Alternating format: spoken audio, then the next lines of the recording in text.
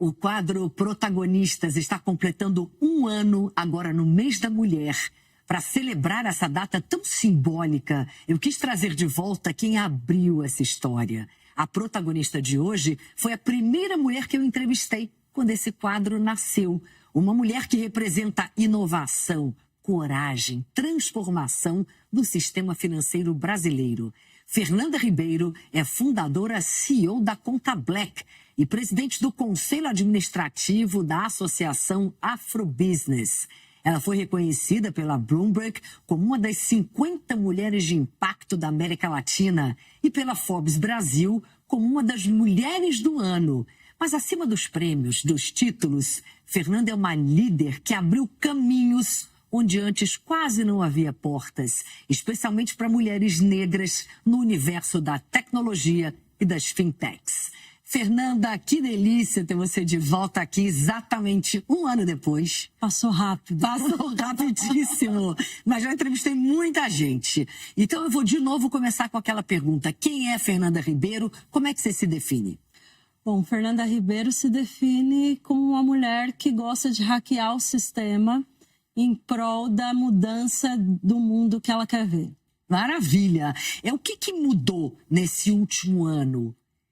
Tanto na Conta Black quanto na sua trajetória. Eu estou falando do último ano exatamente porque tem um ano que você veio aqui. Exato. Bom, acho que a gente mudou algumas coisas. Acho que entre elas foi ter um olhar cada vez mais forte para a educação. Então, nós, inclusive, lançamos um spin-off da Conta Black voltado à educação, em especial educação financeira, dentro das corporações, com o objetivo de reduzir esse gap, onde 78% dos adultos economicamente ativos estão em situação de endividamento.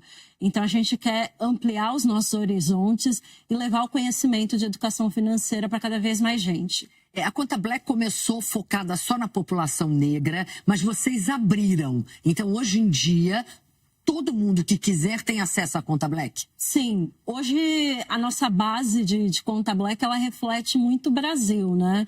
Então, hoje a maioria da nossa base é formada por pessoas pretas, assim como as autodeclaradas aqui no Brasil.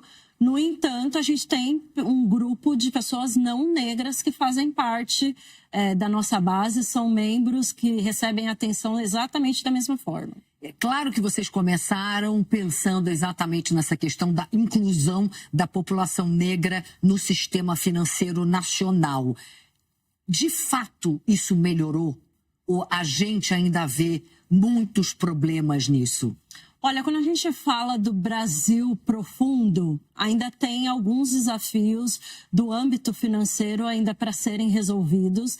E a gente entende, inclusive, que a Conta Black não vai conseguir resolver isso sozinha, né? Então, se faz necessário um ecossistema maior do sistema financeiro olhando para esse Brasil que não está aqui na Faria Lima, né? Então, é um Brasil que está para além das bolhas.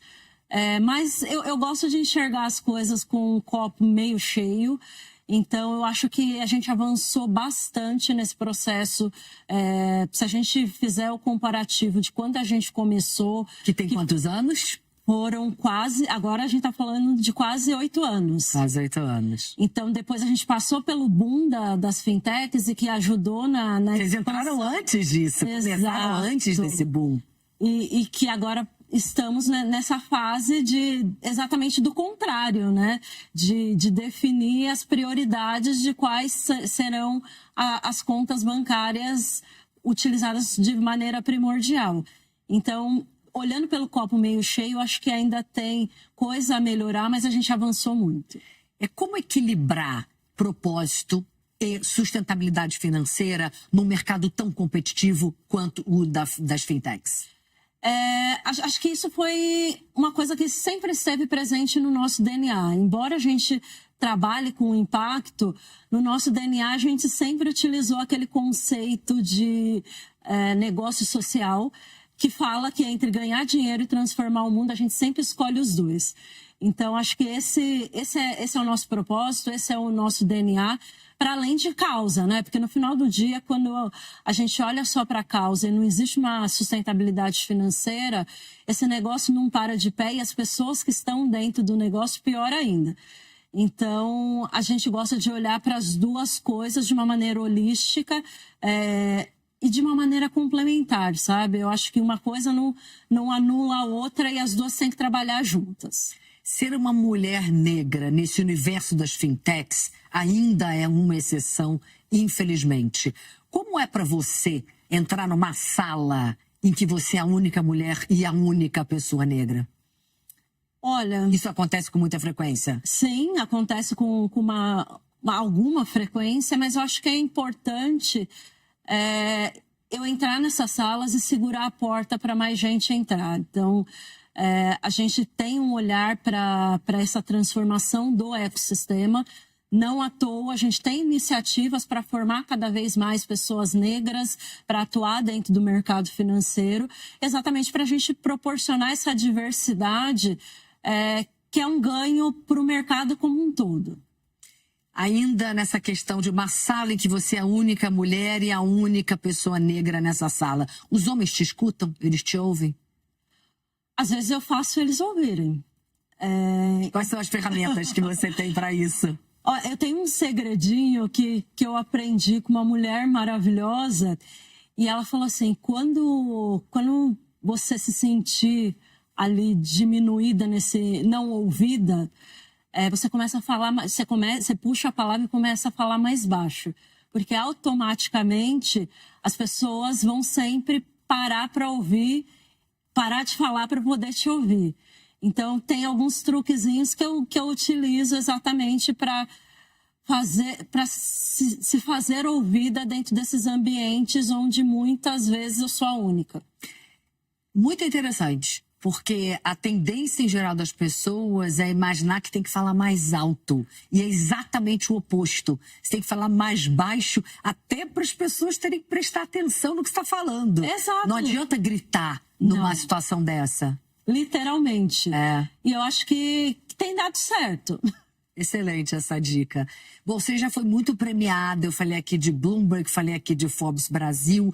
Esses prêmios mudaram de alguma forma ou não mudaram em nada a líder que você é? Eu acho que no processo de como eu me enxergo, os prêmios não mudaram nada, até porque eu continuo trabalhando, tocando, fazendo as coisas acontecerem. Mas é impressionante constatar que muitas vezes esses prêmios eles funcionam como uma validação e muitas pessoas que não me ouviriam antes, elas passam a dar atenção a partir do momento que esses reconhecimentos aparecem. É bem curioso isso. Você é presidente também do Conselho de Associação Afrobusiness, como eu disse aqui. Que mudanças estruturais, Fernanda, você acredita que precisam acontecer ainda para mais empreendedores negros terem acesso a capital, terem acesso a dinheiro para o negócio deles? Eu acho que a mudança vem do mindset, né? Então, a gente só vai conseguir mudar essa estrutura quando a gente mudar o mindset das pessoas, para que elas entendam de uma maneira lógica que estamos falando de 57% da população do Brasil. Então, numericamente, esse número nos diz muita coisa. Então, a partir do momento que eu não olho dentro de uma lógica do meu futuro consumidor, eu já saio perdendo. O mercado está preparado, de fato, para debater a questão de raça de uma forma madura?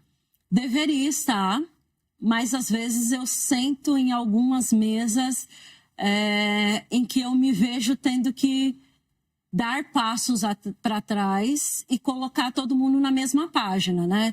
Acho que muito quando a gente entende que a gente vive num país que tem a tida democracia racial, mas que as pessoas se esquecem dos processos históricos da população negra como um todo, né? Então, se a gente falar, por exemplo, da abolição da escravatura, é algo extremamente recente dentro do contexto histórico. Dos últimos países do mundo. Exato.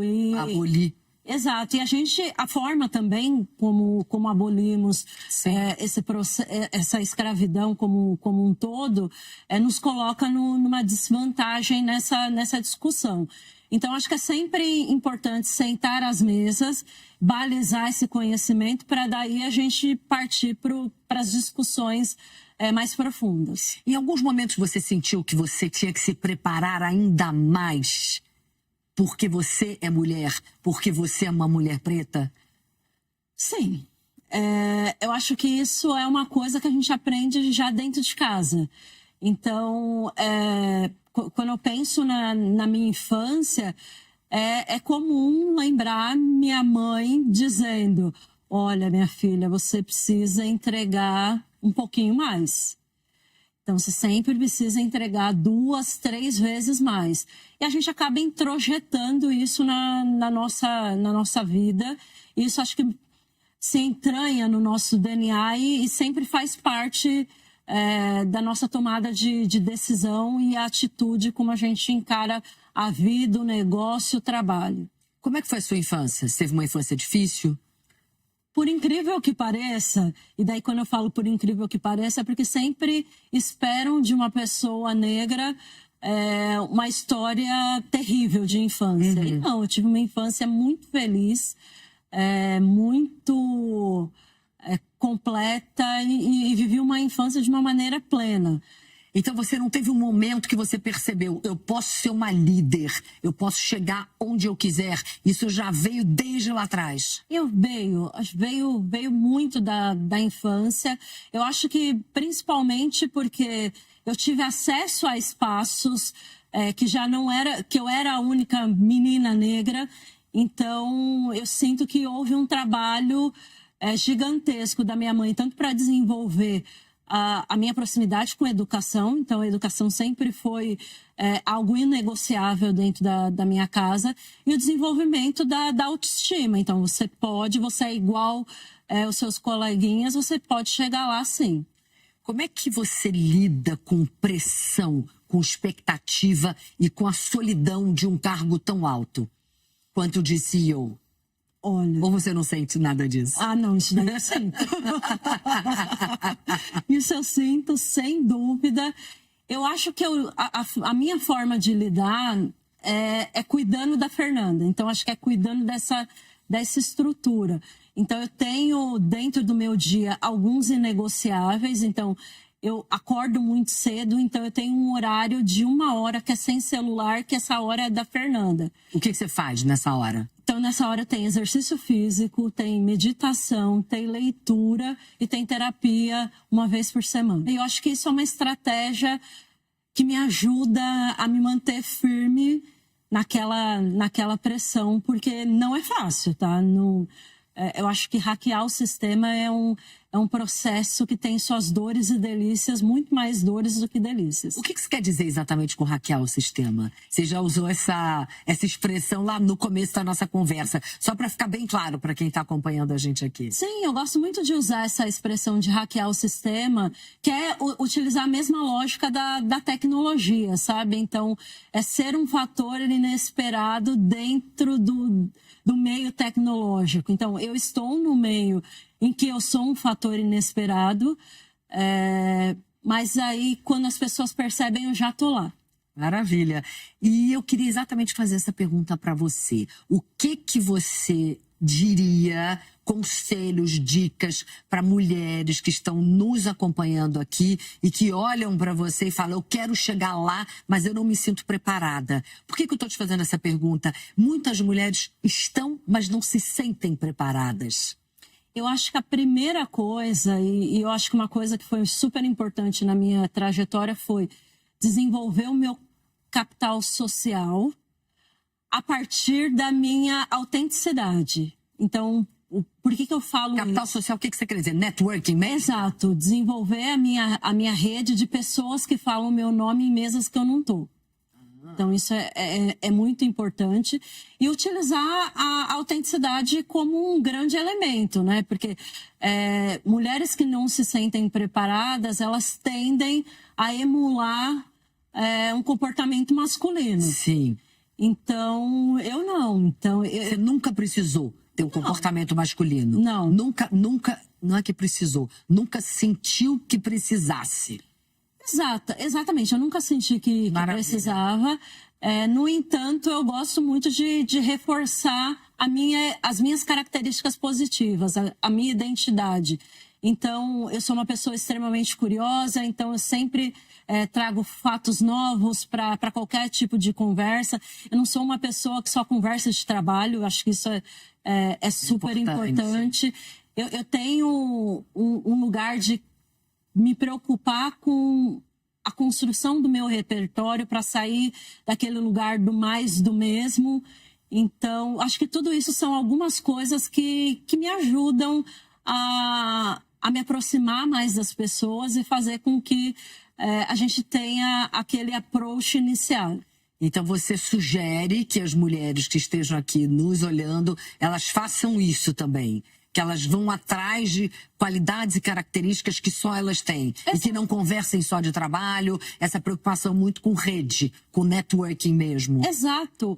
Eu acho que toda vez que eu pergunto para uma mulher quais são as suas principais características, o que você faz bem, a maioria das mulheres gagueja. Acho que a gente vem de uma sociedade que nos ensina a gente se odiar, acho que desde o princípio, né? Então, desde muito nova, a gente já controla o nosso comportamento, então senta com a perna cruzada, fala mais baixo, se ajeita na cadeira. E a gente acho que vai criando um auto-ódio ainda que inconsciente. E aí a gente tem muita dificuldade de falar sobre as coisas boas que a gente faz. Então, assim, eu gosto de fazer esse exercício de entender quais são as minhas características. O que a Fernanda faz que só ela faz. Essa reflexão é muito interessante. E eu concordo com você. A maior parte das mulheres, quando a gente pergunta isso, no que você é única, não sabe responder. Ou para ficar refletindo. E todas nós temos uma característica que só nós temos. Resta a gente descobrir qual é. Pois é. Pra gente encerrar, delícia de conversa, queria ficar aqui horas. O que significa para você ser protagonista da sua própria história? Ser protagonista da minha própria história é decidir os nãos antes de decidir os sims. É difícil? Exato, porque a gente tende a achar, começar esse raciocínio pelo sim, né? Pelo o que a gente vai aceitar. E eu gosto de fazer o exercício ao contrário. O que eu não aceito, o que não é negociável para mim. Vou fazer mais uma pergunta para você. Tem um ano que você sentou aqui comigo, um ano depois, o que você gostaria, que mensagem você gostaria que quem está aqui nos vendo ficasse depois dessa nossa conversa? Eu acredito que a melhor mensagem que eu poderia deixar para as pessoas, em especial as mulheres que estão nos assistindo, é que elas continuem se empenhando a transformar o seu entorno para a gente ver o resultado como um todo. Fernanda, muito obrigada. Prazer gigante, viu? Uma delícia conversar com você sempre. Você é uma inspiração. Obrigada. Lindo o seu trabalho. Obrigada. Obrigada pelo convite.